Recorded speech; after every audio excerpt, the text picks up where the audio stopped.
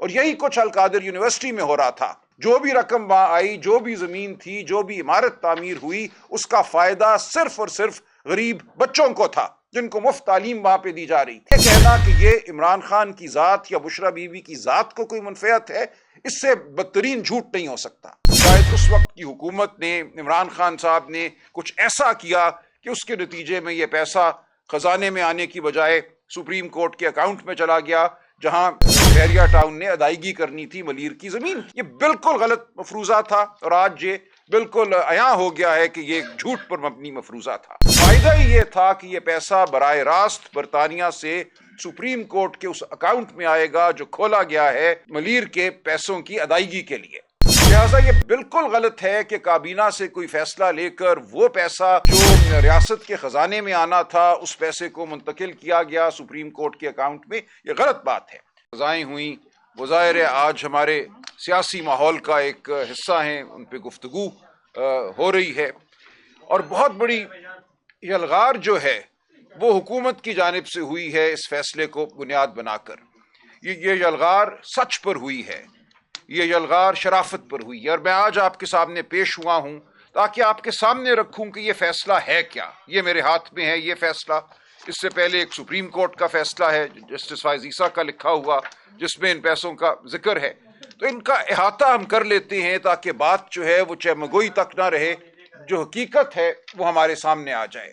آج ایک اور اچھی چیز ہوئی ہے. احمد نورانی صاحب کا ویلاگ جو ہے اس میں انہوں نے برطانیہ کے ہائی کورٹ کی ایک ججمنٹ کا حوالہ دیا ہے. وہ ججمنٹ بھی میسر ہے، میں نے اپنے ایکس اکاؤنٹ پہ آج وہ لگا بھی دی ہے. جو دوست پڑھنا چاہیں اس ججمنٹ کو پڑھیں، خاص طور سے اس کے پیراگراف 45 اور 84 کو. دیکھیے واقعات کیا ہیں. حقیقت پہلے بھی واضح تھی، مزید آپ دیکھیں گے ہر روز کھل کر سامنے آئے گی. ملک ریاض خاندان کی کچھ رقم 9 اکاؤنٹ برطانیہ میں فریز کیے جاتے ہیں. نیشنل کرائم ایجنسی ان اکاؤنٹس کو فریز کرتی ہے اس لیے کہ ان اکاؤنٹس میں انہیں غیر معمولی کٹوتی آنا جانا نظر آتا ہے. پیسے آ رہے ہیں، پیسے نکل رہے ہیں، وہ دیکھنا چاہتے ہیں کہ یہ کیا ہو رہا ہے ان اکاؤنٹس میں. ایک ان میں سے جو ٹرانزیکشن ہے جو شک کی نظر سے دیکھی گئی وہاں برطانیہ میں، وہ 50 ملین پاؤنڈ کی خرید تھی جو علی ملک صاحب نے کی حسن نواز صاحب سے 1 ہائیڈ پارک کارنر. اس کے علاوہ بھی ہیں دیگر بھی وہاں پہ ہوئی ٹرانزیکشنز. تو اس سب کے تناظر میں انہوں نے ان اکاؤنٹس کو دیکھنا شروع کیا. اسی دوران ان کے سامنے جو ہمارے پاکستانی سپریم کورٹ کا فیصلہ ہے ملیر کی زمین کے حوالے سے، جہاں یہ کہا گیا کہ 16,000 ایکڑ زمین کراچی کے وسط میں دے دی گئی بغیر کسی قیمت کے، اور سپریم کورٹ نے یہ کہا کہ یہ سرکار کی زمین تھی، ملیر ڈیولپمنٹ اتھارٹی کی زمین تھی. اس زمین کی قیمت جو ہے وہ کم از کم 460 ارب روپے بنتی ہے جو حکومت سندھ نے مفت دے دی تھی. اس فیصلے کو بھی وہاں کی نیشنل کرائم ایجنسی نے سامنے رکھا. آپ جب برطانیہ ہائی کورٹ کی ججمنٹ پڑھیں گے تو آپ حیران ہو جائیں گے کہ کتنی تاکید سے اور کتنی باریک بینی سے انہوں نے ہمارے فیصلے کو پڑھا سپریم کورٹ کے، اور کہا کہ اس فیصلے کی روح سے یہ نظر آتا ہے کہ اسی دوران ایک بہت بڑا پاکستان میں واقعہ ہوا جس کا سپریم کورٹ نے جائزہ لیا. 460 ارب روپے تخمینہ لگایا، اور جو پیسے برطانیہ میں آئے ہیں ہمیں ان میں کوئی ربط نظر آتا ہے کہ شاید یہ وہی پیسہ ہو جس کی کھوج پاکستانی سپریم کورٹ لگا رہی ہے، یا جو رقم وہاں وہ سمجھتے ہیں واجب الادا ہے، شاید اس رقم کا اس رقم سے کوئی تعلق ہے. اتنی بات انہوں نے کی. یہ انہوں نے نہیں کہا کہ برطانیہ کی سرزمین پہ کوئی جرم ہوا ہے، یہ پیسہ پروسیڈز آف کرائم ہے کہ کسی جرم کے ذریعے حاصل کیا گیا ہے. انہوں نے کہا کہ چونکہ اس فیصلے کے بعد ہم یہ سمجھتے ہیں کہ یہاں کچھ شک کی گنجائش ہے، ہم نہیں چاہتے کہ یہ خاندان برطانیہ میں رہے اور اس کا پیسہ برطانیہ میں رہے، لہٰذا یہ خود بھی چلے جائیں. ویزے انہوں نے کینسل کیے ان کے پاکستان سپریم کورٹ کی ججمنٹ کو بنیاد بنا کر، اور یہ کہا کہ یہ پیسہ جو لے کر آئے ہیں یہاں برطانیہ میں یہ بھی لے جائیں. اب اس حوالے سے ملک ریاض خاندان نے اپیلیں کی، اور یہ جو ججمنٹ ہے جس کا حوالہ احمد نورانی صاحب نے دیا ہے وہ ان کی ویزا کینسلیشن کے خلاف اپیل کی ججمنٹ ہے جو England and Wales high Court میں گئی، اور وہاں اس ججمنٹ میں انہوں نے ان تمام واقعات کا جائزہ لیا ہائی کورٹ نے انگلینڈ اینڈ ویلز کے. تو وہاں انہوں نے یہی کہا کہ یہ آپ کی اپیل ہم مسترد کرتے ہیں، آپ برطانیہ چھوڑ دیجئے. اور اس کی تناظر میں اس پیسے کا تصفیہ ہوتا ہے کیونکہ یہ پیسہ اکاؤنٹوں میں تھا، کوئی جرم ثابت نہیں تھا برطانیہ میں، برطانیہ سے باہر بھی کوئی جرم ثابت نہیں تھا۔ انہوں نے صرف یہ کہا کہ چونکہ آپ کو ہم اب شک کی نظر سے دیکھ رہے ہیں پاکستان سپریم کورٹ کے فیصلے کے بعد، اس لیے ہمیں یہ ثابت نہیں کرنا کہ یہ پیسہ کسی جرم کے نتیجے میں برطانیہ آیا ہے یا کوئی اور اس میں خرابی ہے، ہم صرف آپ کو یہ کہہ رہے ہیں کہ یہاں سے آپ چلے جائیے۔ پاکستان سپریم کورٹ کی ججمنٹ کے بعد ہم یہ سمجھتے ہیں کہ آپ کو اس ملک میں نہیں رہنا چاہیے، آپ یہاں سے چلے جائیے۔ تو ایک معاہدہ ہوتا ہے ملک ریاض خاندان، علی ملک صاحب اور نیشنل کرائم ایجنسی کے درمیان۔ اس معاہدے کی بھی جو چیدہ باتیں ہیں وہ اس England and Wales high court کے فیصلے میں آ گئی ہیں۔ یہ پہلی بار وہ معاہدہ اب ہمارے سامنے آیا ہے، اگرچہ پورا معاہدہ سامنے نہیں آیا، لیکن اس کی جو اہم شقیں ہیں وہ انہوں نے ان کا ذکر اس فیصلے میں کر دیا ہے، پیراگراف 45 اور 84 میں۔ England and Wales high Court کہتی ہے کہ یہ ایک بائی لیٹرل معاہدہ ہے، یعنی کہ دو فریقین کے درمیان معاہدہ ہے۔ ایک طرف علی ملک صاحب ہیں، دوسری جانب نیشنل کرائم ایجنسی ہے۔ اس میں حکومت پاکستان کا کوئی عمل دخل نہیں ہے، یہ دو فریقین کا معاہدہ ہے۔ اس معاہدے میں یہ لکھا ہوا ہے کہ جو رقوم وہاں فریز کی گئی ہیں، جو اکاؤنٹ وہاں فریز کیے گئے ہیں، ان کو ڈی فریز کیا جائے گا، اور وہ رقم جو ان اکاؤنٹس میں موجود ہے اس کو پاکستان میں سپریم کورٹ کے اکاؤنٹ میں منتقل کیا جائے گا، جو اکاؤنٹ کھولا گیا ہے بحریہ ٹاؤن کی طرف سے واجب الادا 460 بلین روپے کی ادائیگی کے لیے، اور یہ ادائیگی ہونی ہے ملیر ڈیولپمنٹ اتھارٹی کو۔ لہٰذا اس فیصلے میں اس معاہدے میں یہ لکھ دیا گیا، اور فیصلے میں اس کا ذکر ہے کہ یہ رقم ہم ریلیز اس لیے کر رہے ہیں کہ آپ اس کو لے کر جائیں گے پاکستان سپریم کورٹ کے اکاؤنٹ میں ڈالنے کے لیے، وہاں ڈالیں گے آپ، اور براہ راست یہی ہوتا ہے۔ پھر 6 نومبر 2019 کو یہ معاہدہ ہوتا ہے علی ملک اور نیشنل کرائم ایجنسی کے درمیان۔ اسی دن 6 نومبر کو نیشنل کرائم ایجنسی ایک پریس ریلیز جاری کرتی ہے، اور اس پریس ریلیز کا بہت چرچا اس ججمنٹ میں بھی ہوا جو رانا ناصر جاوید صاحب نے دی، اور پہلے بھی ہوتا رہا ہے۔ اس پریس ریلیز میں نیشنل کرائم ایجنسی برطانیہ کی کہتی ہے that money will be returned to the state of Pakistan. اب یہ جو الفاظ ہیں اسٹیٹ آف پاکستان، ان کو لے کر ایک مفروضہ گھڑا گیا کہ یہ پیسہ تو خزانے میں آنا تھا، یہ اس اکاؤنٹ میں کیسے چلا گیا؟ شاید اس وقت کی حکومت نے، عمران خان صاحب نے کچھ ایسا کیا کہ اس کے نتیجے میں یہ پیسہ خزانے میں آنے کی بجائے سپریم کورٹ کے اکاؤنٹ میں چلا گیا، جہاں بحریہ ٹاؤن نے ادائیگی کرنی تھی ملیر کی زمین کی۔ یہ بالکل غلط مفروضہ تھا، اور آج یہ بالکل عیاں ہو گیا ہے کہ یہ جھوٹ پر مبنی مفروضہ تھا۔ معاہدہ ہی یہ تھا کہ یہ پیسہ براہ راست برطانیہ سے سپریم کورٹ کے اس اکاؤنٹ میں آئے گا جو کھولا گیا ہے ملیر کے پیسوں کی ادائیگی کے لیے، اور یہی ہوتا ہے۔ 6 نومبر 2019 اہم ڈیٹ ہے، اسی دن وہ پریس ریلیز ہے، اسی دن یہ معاہدہ ہے۔ کابینہ کے سامنے 3 دسمبر 2019 کو معاملہ آتا ہے۔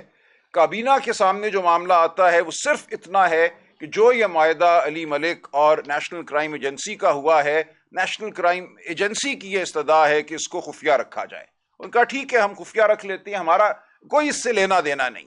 اس 3 دسمبر کی کابینہ کی میٹنگ سے پہلے 29 نومبر کو 100 ملین پاؤنڈ سپریم کورٹ کے اکاؤنٹ میں آ چکے تھے، یعنی کہ 6 نومبر کے فیصلے پر عمل درآمد بھی شروع ہو چکا تھا۔ 29 نومبر کو 101 million pound supreme court registrar کے اکاؤنٹ میں منتقل ہو چکے تھے۔ اس کے بعد یہ کابینہ میں بات ہوتی ہے۔ لہٰذا یہ بالکل غلط ہے کہ کابینہ سے کوئی فیصلہ لے کر وہ پیسہ جو ریاست کے خزانے میں آنا تھا اس پیسے کو منتقل کیا گیا سپریم کورٹ کے اکاؤنٹ میں، یہ غلط بات ہے۔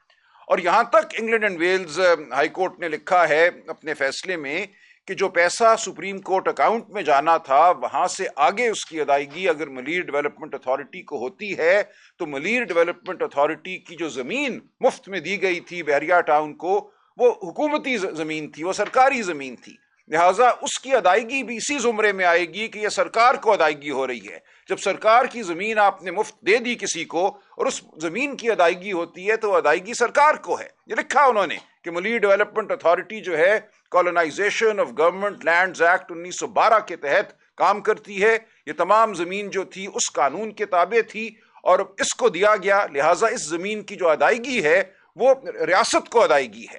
تو یہ پیسہ ریاست ہی کے پاس آیا یا آنا تھا، لیکن اس میں ایک قدم اور تھا۔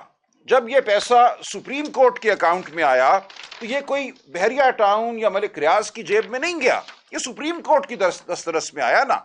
اس کی حوالگی تو سپریم کورٹ کو کی گئی۔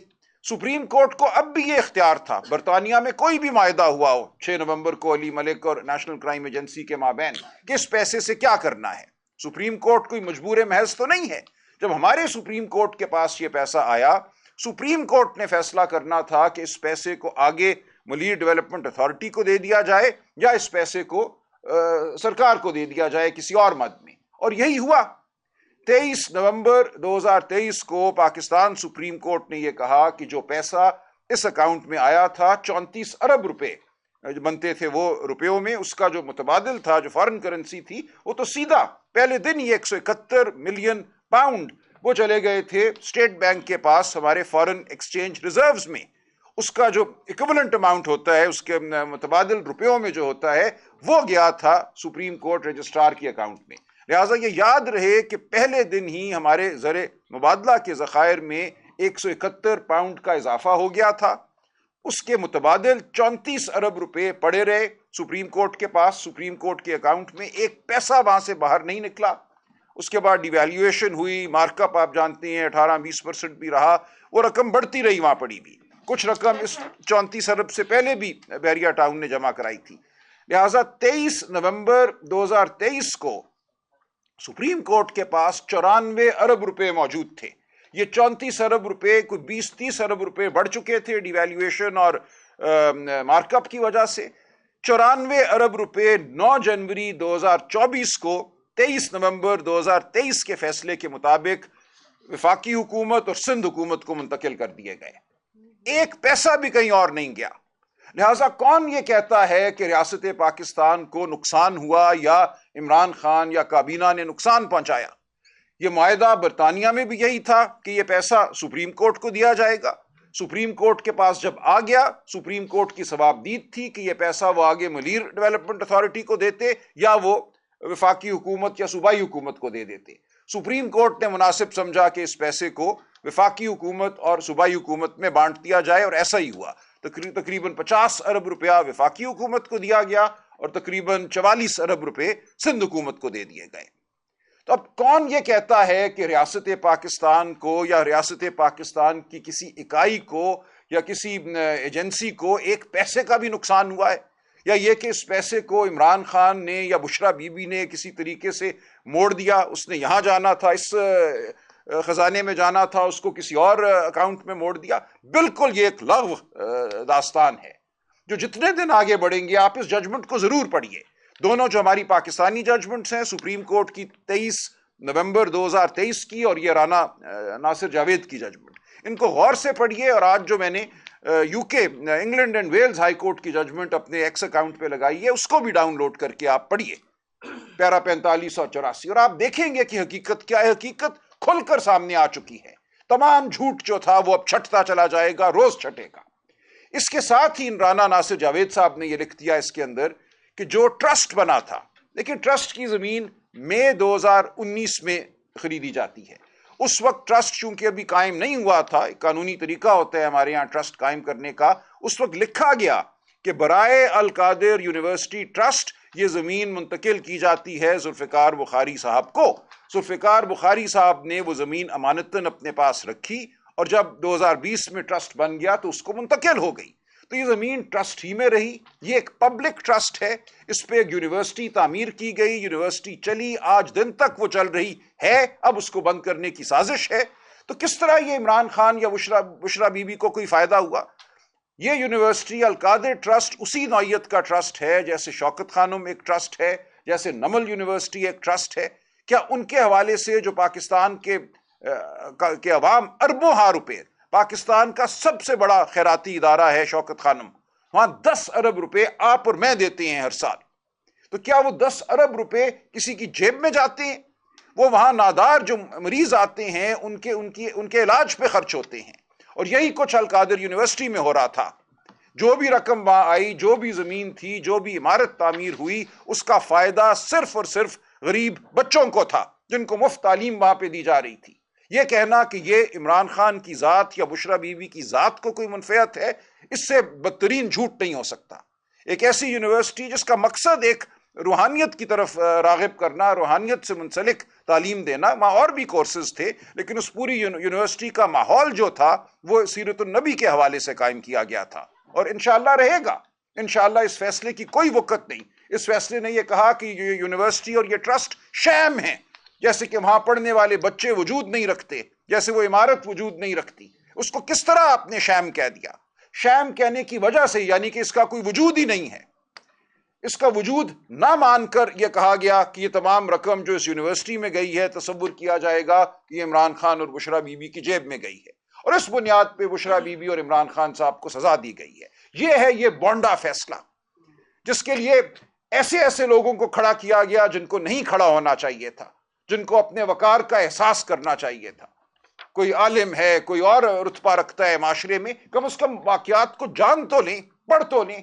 کسی کے کہنے پر آ کے جھوٹ کی طرفداری کرنا کسی کو زیب نہیں دیتا۔ تو میں پورے پاکستان کے عوام سے اپیل کرتا ہوں کہ حقیقت کو جانیں، ان فیصلوں کو پڑھنے کی کوشش کریں۔ جو نہیں پڑھ سکتا وہ سنیں، غور کریں، کسی پہ تو اعتبار آپ کو کرنا ہوگا۔ حقیقت کھل کر سامنے آ چکی ہے۔ ایک دو دن میں ہم انشاءاللہ اپیل میں ہوں گے اعلیٰ عدالتوں کے سامنے۔ جو بھی ہمارا عدالتی نظام ہے، 26ویں آئینی ترمیم کے بعد ہمیں سخت تحفظات ہیں۔ ہم سمجھتے ہیں اس ترمیم کا مقصد ہی یہ تھا کہ عدالتی نظام کو کمزور کیا جائے، من پسند ججوں کو مقرر کیا جائے، اور ایسا ہی ہو رہا ہے۔ ہر روز جو جج صاحبان مقرر ہو رہے ہیں جوڈیشل کمیشن کے ذریعے، جس میں حکومت کی اب ایک ایسی اکثریت ہے جس کو کوئی اور توڑ نہیں سکتا، وہ وہی جج ہے جو حکومت کے اور اوروں کے منظور نظر ہیں۔ اس ماحول میں بھی ہم قانونی جنگ لڑتے رہیں گے، ہم سیاسی جنگ بھی لڑیں گے، ہم اخلاق کی بنیاد پہ بھی لڑیں گے، ہم سوچ اور فکر کی بنیاد پہ لڑیں گے، آپ کے سامنے پیش ہوتے رہیں گے۔ آپ سوال کیجئے، جھوٹ کو اجاگر کیجئے۔ اگر میری بات میں کوئی سکم ہے، کوئی کمی ہے، کچھ میں چھپا رہا ہوں، تو خدا کے لیے مجھے بتائیے، بالکل میرا گریبان تھامیے۔ میں آپ کے سامنے پوری درد مندی سے اور پورے وثوق سے بیٹھا ہوں کہ میرا ہر لفظ سچ پر مبنی ہے، اور سچ کو اب کوئی نہیں چھپا سکے گا۔ جو بشرا بی بی کے ساتھ کیا انہوں نے، ان کا اس سارے معاملے سے کچھ لینا دینا ہی نہیں ہے۔ 2021 میں وہ اس ٹرسٹ کی ٹرسٹی بنتی ہیں، بس اس ایک عمل کی بنیاد پہ یہ کہنا کہ یہ 7 سال جیل کی سزاوار ہے، یہ ایک شرم کا مقام ہے۔ یہ ایک حملہ ہے، سیاسی حملہ نہیں، یہ ذاتی حملہ ہے۔ یہ عمران خان کے گھر پر حملہ ہے۔ ہم سیاست کو کسی اور نہج پہ لے جا رہے ہیں، جہاں سیاست نہیں رہتی، وہاں ہم بالکل ایک ایسی ڈگر پہ چل پڑتے ہیں جہاں پھر ہر ایک کا گریبان ہر ایک کے ہاتھ میں ہوتا ہے۔ تو میں آپ سے اپیل کرتا ہوں، پاکستان کی عوام سے اپیل کرتا ہوں کہ خدا کے لیے ہوش مندی کا دامن تھامیے۔ ہم ہر سطح پہ مذاکرات کر رہے ہیں، اور اسی لیے کر رہے ہیں تاکہ اس ملک میں فلاح ہو، تاکہ اس ملک میں امن آئے۔ جو تناؤ کی صورتحال ہے، جو انتشار کی بات ہوتی ہے، وہ ختم ہو۔